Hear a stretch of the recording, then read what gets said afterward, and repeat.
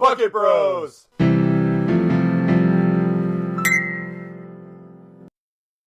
Their First Date by CrackedInkWell. Read by the Bucket Bros. Part 1. 5 o'clock. Octave? His father called out, making the young stallion cut off in the middle of a note on his cello. Octavia looked up from his music sheet in annoyance to hear his father call out again. Octave, come here, we have a surprise for you. Coming, He called back. Looking over to the clock on the nightstand, he saw it was almost 5 o'clock. The young stallion wondered what his parents could possibly want from him right now. With a frustrated sigh, the gray pony laid his cello on a bed and rested the bow across his music stand. For being in his junior year of high school, Octave Melody was used to having a tight schedule, which mainly consisted of studying, practicing, eating dinner, with a little recreation.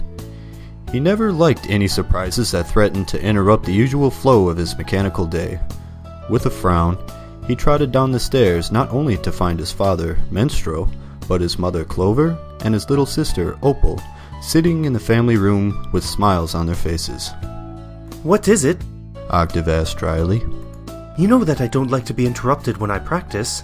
His mother got up. The green unicorn with a golden mane went over to put a hoof on her son's back. Octave, She said in her lilting accent of old Irish steed. we have a very special surprise for ye. Her son raised an eyebrow. I already heard that. So, what is it? Well, your father and I have been thinking. His mother said, her sly smile not diminishing. You're 16 and in high school, but we've noticed at this point in your life how much you always stay at home. So, what's wrong with that? Octave? His father said, getting up. The gray Trottingham earth pony walked up to face his son and said, You've been doing nothing but sitting around in your room, studying, and playing that cello of yours. You don't hang out with your friends, or even go to any of your school clubs or dances, much less anything outside of school. Son, we're getting worried about you being this antisocial. I am not antisocial. Octave protested. I do have some friends at school, you know. But how often have you gone to other ponies' homes? His mother questioned. All you've been doing lately is staying in your room. Which is why His father grinned playfully. that is going to change. What are you two saying? Octave asked. Before either of his parents could answer, the doorbell rang, the shrill ding-dong echoing throughout the house.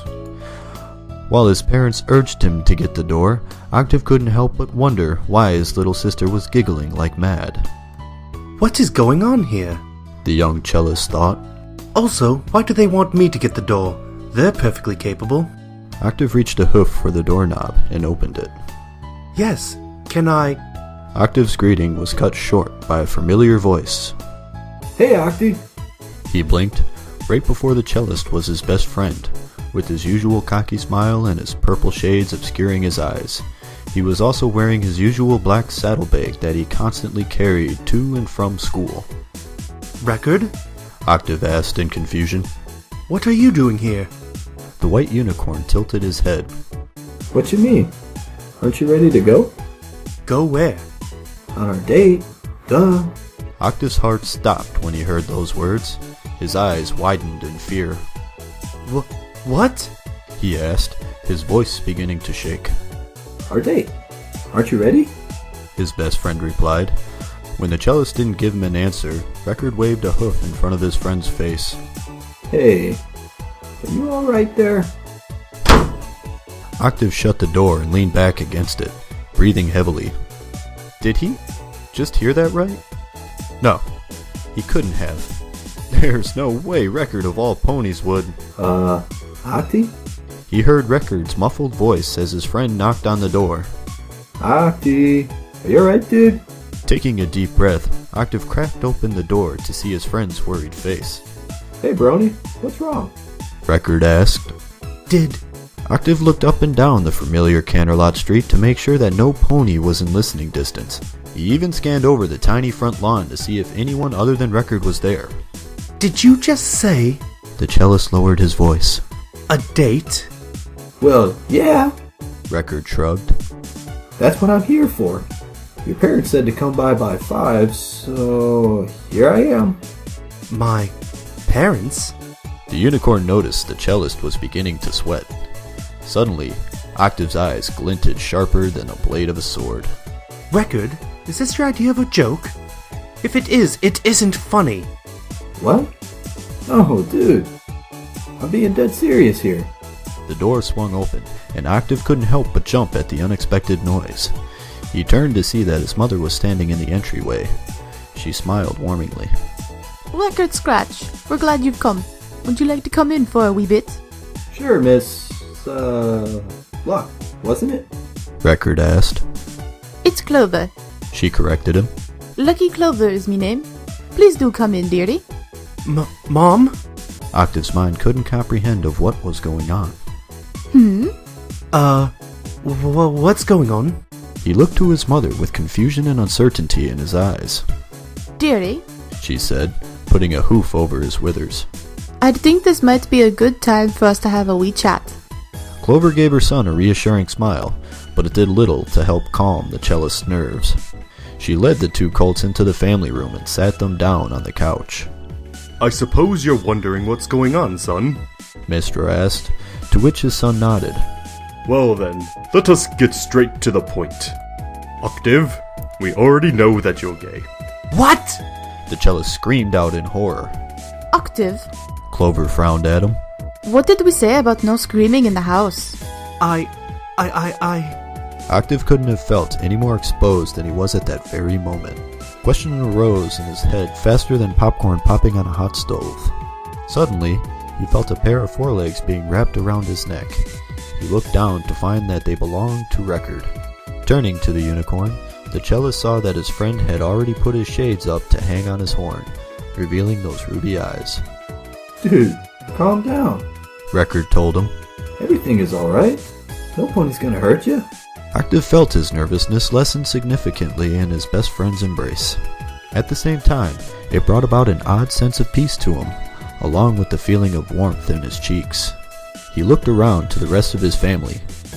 He didn't see disgust nor anger on the faces of any of them. Octave, His little sister said. you don't have to be afraid anymore.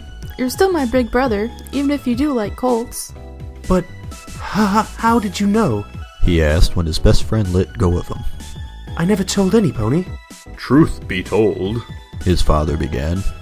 your mother and I did have our suspicions, but it wasn't until Opal He gestured to his younger child.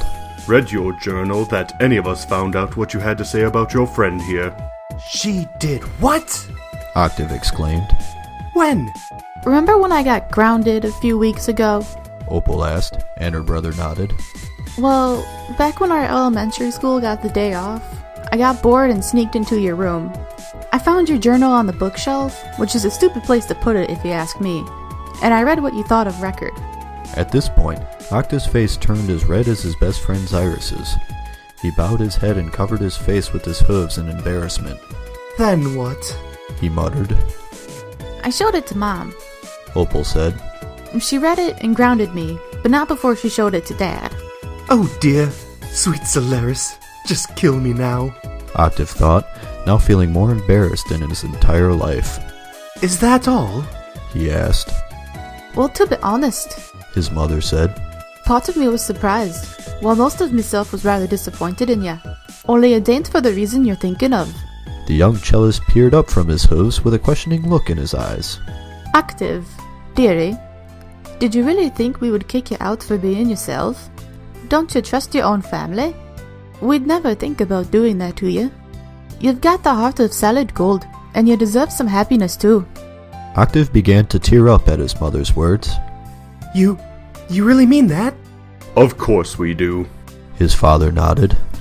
You know, we ought to have seen this coming, since you two have been this close since elementary school. Besides, times are changing after all, and all we want from you, whomever you end up with, mare or stallion, we want to see that you have a shot at something that gives you pure joy. Octave didn't say anything. He pounced on the three of them, trying to hug them all at once. Thank you. He murmured. Thank you all so much.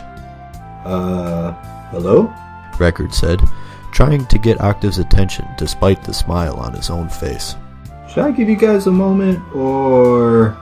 No, it's fine. The cellist said, returning to his seat. But it does bring up something. He added, while wiping the tears from his eyes. You're fine with this? I mean, with me being secretly gay and... Record chuckled. Nah. Brownie, if anything, I'm flattered that you like me. I guess it just goes to show then. Goes to show what? The cellist asked with a raised eyebrow. That I'm good looking enough to have a guy fall head over hooves with me without even trying.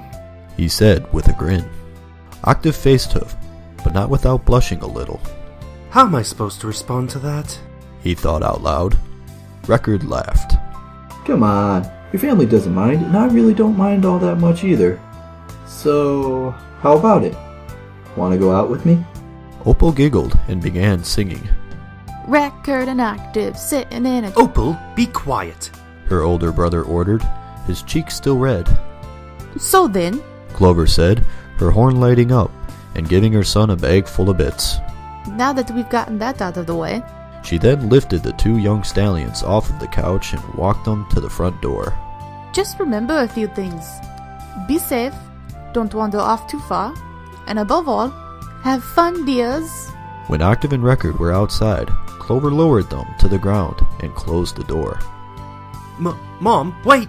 Octave called out before he heard the clicks of the door being locked. The cellist tried jiggling the door handle, knocked on the door, and even asked his family to open the door, all with no luck. I can't believe it. He said, sitting on a curb after admitting defeat. They locked me out. Come on, Octi, look at the bright side. Record said, sitting next to him. At least you'll be going out with me. Yeah. Besides, Record, I didn't think you'd... Well... Record gave him a confused look before realizing what he's been asked. Oh, that. He said, his cheeks turning pink. Yeah, I know. I'm the guy who's trying to get a mayor friend thing. Well, when your parents told me that you liked me, I don't know. Record, do you mind if I ask you a personal question? Yeah, go ahead. Are you... I mean, do you even think that you might be attracted to cults too? You know, I haven't been giving it much thought. Record admitted. When I heard your parents said you're gay and all that stuff, suddenly everything made sense. I mean, you did tell me once that you'd think that no pony would ever go out with you. Octave nodded. Yeah, I remember. I just felt sorry for you, you know? I mean, even with my taste in music, at least you gave your friendship a try with me. So I thought, why not give you a chance as well? Have you ever dated a stallion before? Mares, you already know that. Stallions? It's my first time doing something like this. Same here. I don't even know what to do on dates. Dude, it's not that hard. Dating is really just a glorified version of hanging out. You don't have to act anything out, just be you. Just think of it as you hanging out with me, but you can be more open about it. Octave looked at Record right in the eye. Record, are you sure you want to do something like this? With me? The unicorn nodded. Yeah? Dating my best friend? Why not? Besides, I don't want you to be all miserable. I want you to be happy. The two of them sat there for a moment, until the cellist broke the silence. Well then, I feel like having some pizza. You? Yeah, pizza sounds good. I know a place that's not too far from here. It's cheap, but they serve some good slices. Well then, Record said, grinning. lead the way.